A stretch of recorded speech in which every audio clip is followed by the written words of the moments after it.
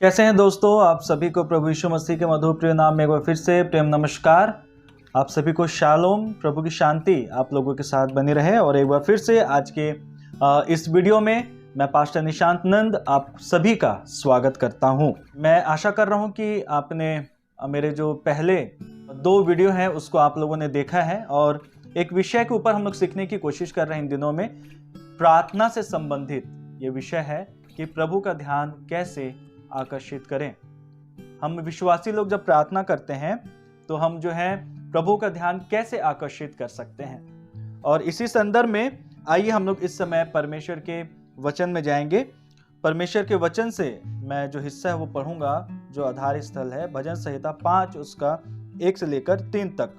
यहाँ पर परमेश्वर का वचन इस प्रकार कहता है, हे यहोवा मेरे वचनों पर कान लगा, मेरे कराहने की ओर ध्यान लगा। हे मेरे राजा, हे मेरे परमेश्वर, मेरी दुहाई पर ध्यान दे, क्योंकि मैं तुझी से प्रार्थना करता हूँ। हे यहोवा भोर को मेरी वाणी तुझे सुनाई देगी, मैं भोर को प्रार्थना करके तेरी बाट जोहूंगा। परमेश्वर अपने वचन के पढ़े सुने आने पर हम सभी को आशीषित करें। एक बार फिर से हम परमेश्वर पिता का धन्यवाद करते हैं। इससे पहले कि हम वीडियो में आगे बढ़े, आप सभी से निवेदन है कि कृपया करके आप मेरे इस वीडियो को लाइक करें, शेयर करें, सब्सक्राइब करें, बेल आइकन को जरूर आप लोग जो है दबाएं। और जो है अधिक जब भी मैं वीडियो को डालूं तो जो नोटिफिकेशन है वो आपको मिलता रहेगा। आपसे मैं निवेदन कर रहा हूं, रिक्वेस्ट है मेरी। आपको मैं बताना चाह रहा हूं कि ये जो है प्रभु का ध्यान कैसे आकर्षित करें, इस विषय से संबंधित तीसरा और आखिरी जो ये वीडियो है। और यदि आप इस विषय को समझना चाहते हैं तो इससे पहले 2 और वीडियो जो है हमने YouTube में डाला है, उसका जो लिंक है मैं डिस्क्रिप्शन जो है उसमें मैं डाल दूंगा। और आप जो है उस लिंक के द्वारा जो है उसको देख सकते हैं और जो है उन बातों को सीख सकते हैं। जरूर उनको देखें और उसके बाद फिर जो है आप इसको भी देख सकते हैं। हम लोग जो है आज फिर से देखेंगे कि प्रार्थना जब एक विश्वासी करता है तो वह जो है कैसे प्रभु का ध्यान आकर्षित कर सकता है। दाऊद राजा की पुस्तक को हम लोगों ने पढ़ा, भजन संहिता की पुस्तक को, और वो जो है परमेश्वर से प्रार्थना कर रहे हैं और प्रभु का ध्यान जो अपनी ओर आकर्षित करने की कोशिश कर रहा है। और हम लोगों ने सीखा था कि कैसे वचनों के द्वारा हम प्रभु का ध्यान आकर्षित कर सकते हैं, सही रीति से वचन शब्द जो हमारे मुंह से निकलते हैं उसका उपयोग करके। दूसरी बात, कराहना। प्रार्थना में पौलुस इस बात को कहता है, मैं जच्चा की सी पीड़ा सहता हूं। हम किस तकलीफ को लेकर प्रभु के पास जा रहे हैं, क्या वो तकलीफ प्रभु के अनुसार है कि वो आपकी और मेरी ओर ध्यान लगाए। और तीसरी बात हम लोगों ने देखा था दुहाई, कि कैसे हमको दुहाई देना है, कैसे प्रभु ने दुहाई दी और परमेश्वर ने उसकी सुन ली। आज जो है यदि आप देखें तो 5वें अध्याय के 3 और 4 पद, 3 पद जो है वो इस बात को कहता है, हे यहोवा भोर को मेरी वाणी तुझे सुनाई देगी। और उसके बाद वो बोलता है, मैं भोर को प्रार्थना करके तेरी बाट जोहूंगा। प्रार्थना में बाट जोहना एक बहुत ही महत्वपूर्ण कार्य है मेरे प्रिय।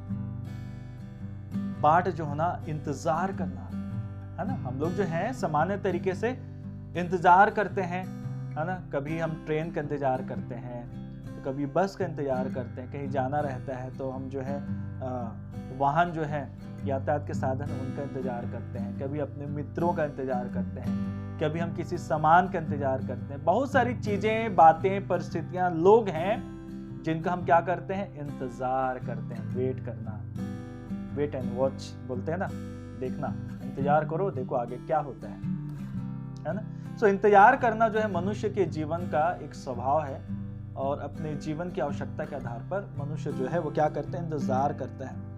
और यहाँ पर दाऊद भी जब प्रार्थना कर रहा है तो बोल रहा है कि मैं तेरी क्या करूंगा, बाट जोहूंगा। हे परमेश्वर, मैं तेरी बाट जोहूंगा, मैं इंतजार करूंगा। आइए जो है हम लोग देखने की कोशिश करेंगे कि हमको प्रार्थना में या मसीही जीवन में किस बात का इंतजार करना है, किस बात का इंतजार करना है। फिलिपियों की पत्री उसका 3 अध्याय और उसका 20 पद जो है हम लोग देखेंगे। फिलिपियों की पत्री उसका 3 अध्याय और उसका 20 पद में परमेश्वर का जो वचन है वो क्या कहता है, देखिए। पर हमारा स्वदेश स्वर्ग पर है, पर हमारा स्वदेश स्वर्ग पर है, और लिखा हुआ है, और हम एक उद्धारकर्ता प्रभु यीशु मसीह के वहां से आने की बाट जोह रहे हैं, है ना। एक उद्धारकर्ता प्रभु यीशु मसीह के वहां से आने की बाट जोह रहे हैं, है ना। कितने आनंद की बात है। ये कैसी बात है, क्यों प्रभु यीशु मसीह आने वाला है? एक प्रश्न है जो आप लोग नए लोग हैं, आप लोग इस बात को पूछेंगे कि प्रभु यीशु मसीह स्वर्ग से आने वाला है, क्यों आने वाला है? वो स्वर्ग गया क्यों, है ना। लेकिन यदि आप वचन को पढ़ेंगे तो आप इस बात को पाएंगे, परमेश्वर का वचन जो है इस बात को बताता है कि हमारा प्रभु यीशु मसीह हमारे लिए घर तैयार करने के लिए स्वर्ग में वहां पर है। वो परमेश्वर, निराकार परमेश्वर, उसने प्रभु यीशु मसीह के रूप में देह धारण किया, उसने हमारे उद्धार का कार्य यहाँ पर किया, आपके और मेरे लिए वो मर गया, और उसके बाद हम लोग इस बात को देखते हैं कि वो स्वर्ग गया कि हमारे लिए वो जगह तैयार करे, और अब वो आपको और मुझे क्या करने के लिए आने वाला है? लेने के लिए आने वाला है। मेरे प्रियो, प्रभु यीशु मसीह आपको और मुझे जो है लेने के लिए आने वाला है। इसी कारण हम लोग क्या कर रहे हैं? बाट जो है इंतजार करें कब प्रभु आए।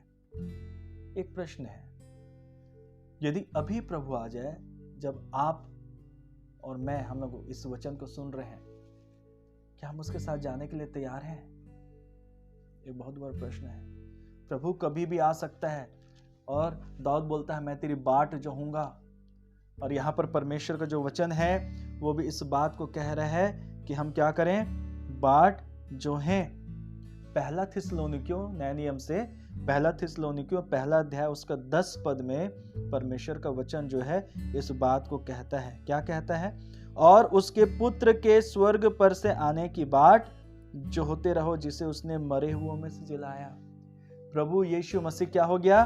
मरे हुओं में से जी उठा है। मेरे प्रियो, प्रभु यीशु मसीह मरे हुओं में से जी उठा है।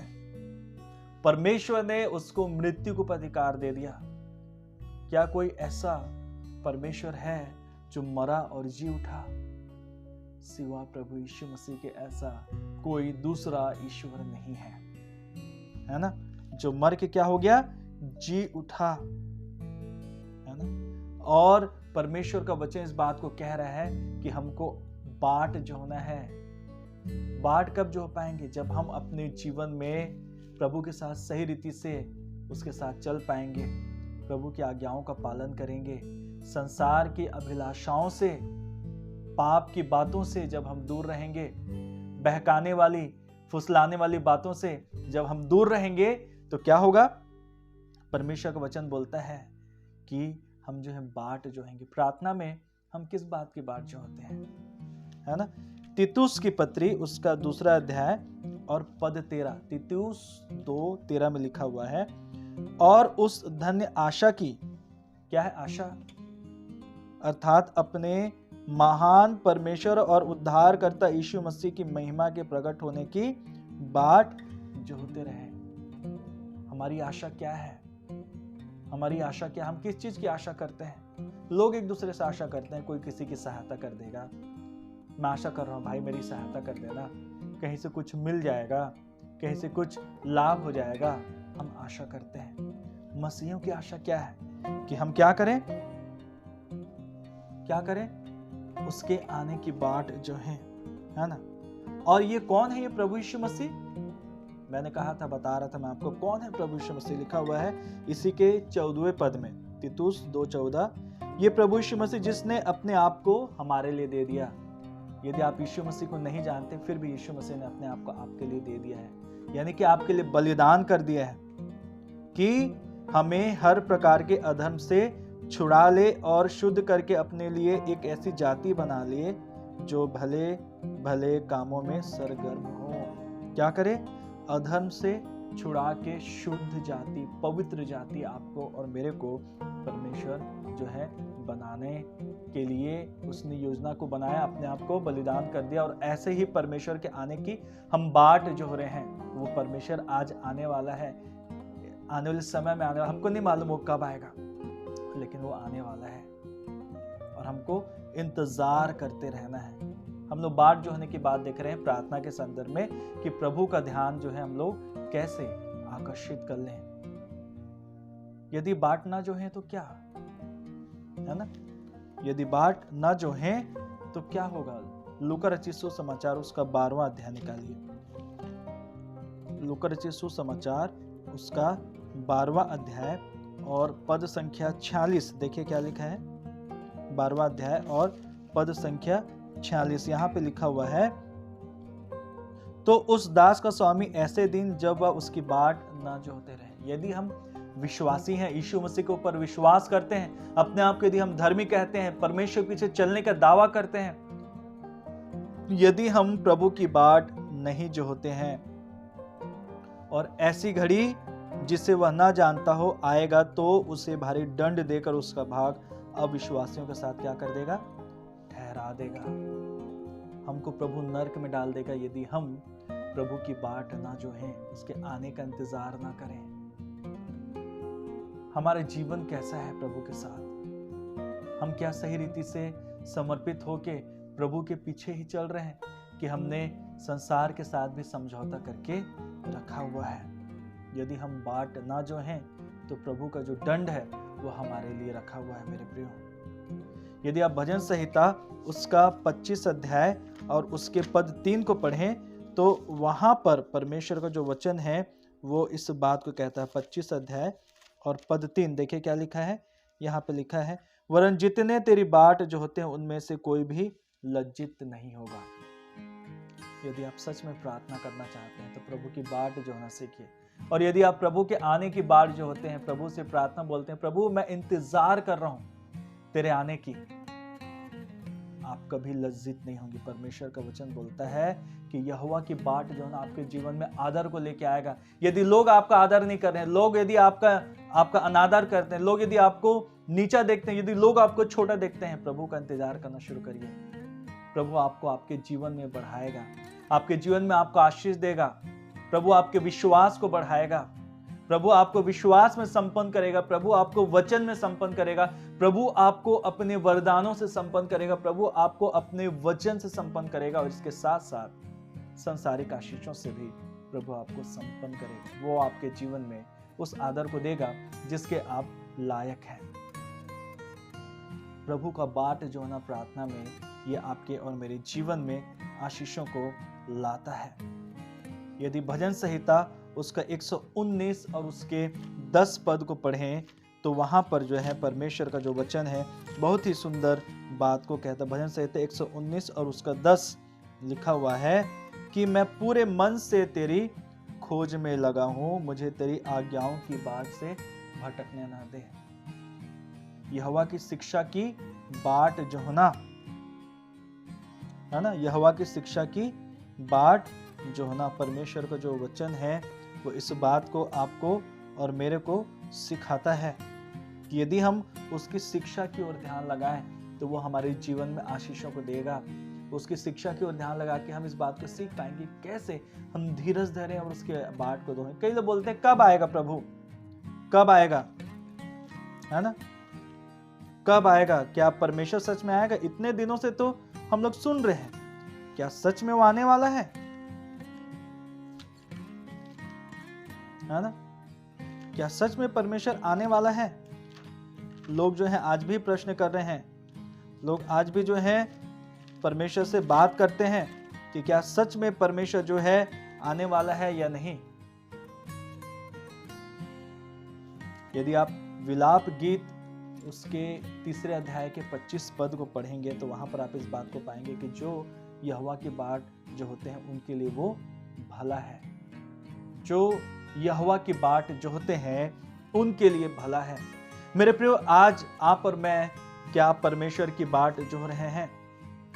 आज हम लोग इस बात को सीखने की कोशिश कर रहे हैं कि हम जो है सही रीति से प्रार्थना को कैसे करें। प्रार्थना जो आपके और मेरे जीवन का एक भाग है, प्रार्थना जो है वो आपके और मेरे जीवन को दिखाता है कि कितना हम प्रभु के साथ बने हुए हैं। प्रभु का ध्यान कैसे हम आकर्षित करें, हमारा विषय था प्रार्थना के संदर्भ में प्रभु का ध्यान कैसे आकर्षित करें। और हमने इन दिनों में इस बात को सीखा, वचनों पर प्रभु बोले, प्रभु मेरे वचनों पर कान लगा, अपने वचनों को सुधारें, सही रीति से हम लोग जो है कराना सीखें, सही रीति से दुहाई देना सीखें और सही रीति से परमेश्वर की बाट जो है ना सीखें कि वो आपको और मुझे लेने के लिए आने वाला, उसके आने की बात जो है ना, उसकी उपस्थिति की बात जो है ना, धीरज से उसके चरणों में बैठे रहना, ये आपको और मुझे जो है प्रार्थना करना सिखाता है। और यदि इन 4 बातों को हम करते हैं तो निश्चित तौर पर हम जो है प्रभु का ध्यान आकर्षित कर पाएंगे और प्रभु जो है हमारी प्रार्थना को सुन के उसका उत्तर देगा। आमीन। परमेश्वर आज के इस वचन से हम सबको आशीषित कर। मित्रों, मैं आशा करता हूँ कि ये जो विषय रहा है ये हम सब के लिए आशीष का कारण रहा है। और जितने भी लोगों ने आप इस वचन को सुन रहे हैं, परमेश्वर को पुकारना सीखिए। और यदि आप इस रीति से परमेश्वर को पुकारेंगे परमेश्वर के वचन के अनुसार, तो परमेश्वर आपकी प्रार्थनाओं को उत्तर दे के आपको अपने नाम की महिमा के लिए इस्तेमाल करेगा। सो आज के इस वचन से आप सभी को बहुत बहुत धन्यवाद, बहुत बहुत धन्यवाद मेरे साथ इस वीडियो में बने रहने के लिए, अपना समय निकालने के लिए, इसको सुनने के लिए। फिर से मेरा निवेदन है, जितने अधिक से अधिक लोगों को आप ये वीडियो शेयर कर सकते हैं, जरूर आप उनको शेयर करिए और मेरे इस चैनल को सब्सक्राइब करिए, इस वीडियो को लाइक करिए और जो बेल आइकन है, घंटी है, उसको दबाइए ताकि जो सारे नोटिफिकेशंस हैं नए वीडियो डालने के वो आपको मिलता रहे। और मैं चाहता हूँ कि आप जितने भी लोगों ने मेरे चैनल को सब्सक्राइब किया है, आप लोगों के लिए मैं जो है आशीष का कारण बना रहा हूँ। सो एक बार फिर से मैं पास्टर निशांत नंद आज के इस वीडियो में मेरे साथ बने रहने के लिए आप सभी को बहुत बहुत धन्यवाद देता हूँ। Thank you so much. प्रभु आप सबको सुरक्षित रखें और आप सबको उन्नति प्रदान करें, आप अपने जीवन में आगे बढ़ते हैं। मेरे यही आप लोगों की आशा है। बहुत बहुत